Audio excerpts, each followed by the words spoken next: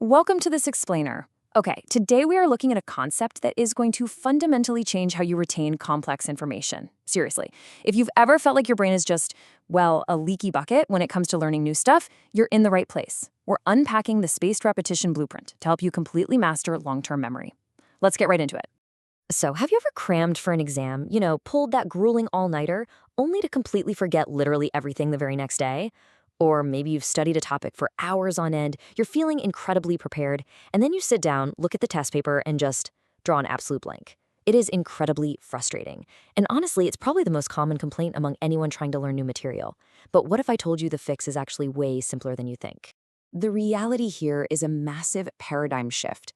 You don't necessarily need to study more. You just need to study smarter.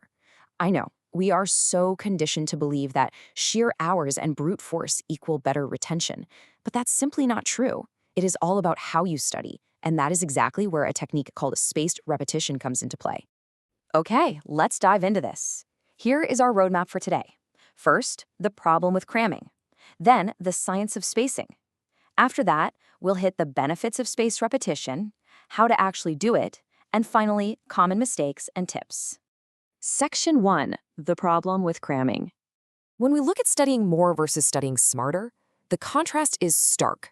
The old way, that exhausting all-night cram session, sure, it might get you through a test the next morning, if you're lucky, but the information vanishes almost instantly right after, because your brain literally never had the time to consolidate those memories during sleep.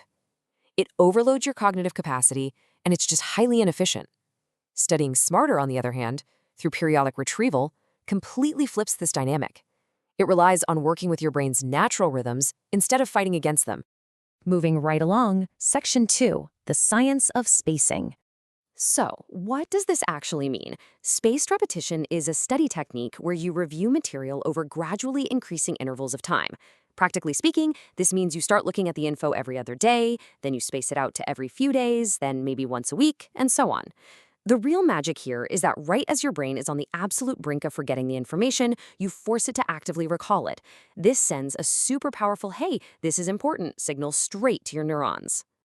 Now, this whole method is grounded in the 19th century research of Hermann Ebbinghaus. This guy literally tested his own memory using thousands of nonsense syllables just to map out what he called the curve of forgetfulness.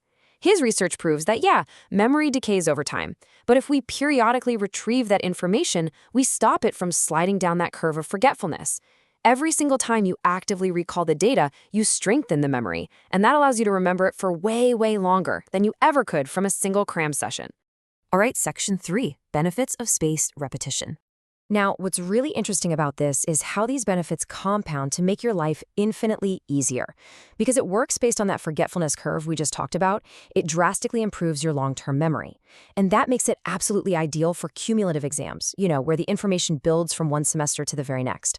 Plus, you'll spend significantly less time relearning material you've forgotten, which makes your study sessions super effective. And as a really wonderful added bonus, this repeated recall directly increases your confidence right before an exam. You aren't just hoping you remember the stuff, you know you do. Okay, let's get practical. Section 4, how to actually do it. Let's walk through exactly how this builds using a totally classic example. Flashcards. Step 1 is simple, just create the material. Write the word on one side and the definition on the other. Easy enough. Step 2 is going through the cards, testing yourself and actually getting the definition and word correct.